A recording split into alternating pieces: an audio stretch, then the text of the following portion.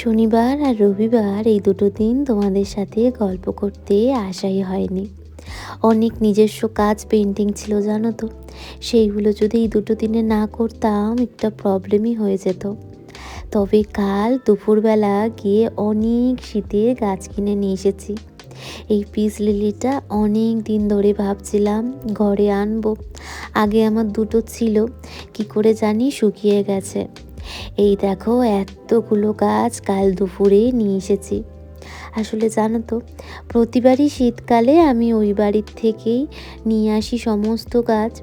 এই বছর না আর হয়নি, তাই ভাবলাম বাবা থাকতে থাকতেই গাছগুলো নিয়ে আসি।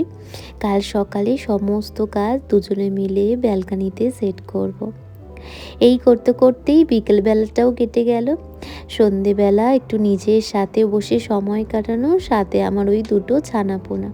চলো আজ আসি, কাল থেকে আবার তোমাদের সাথে অনেক গল্প হবে। ভালো থেকো, সুস্থ থেকো।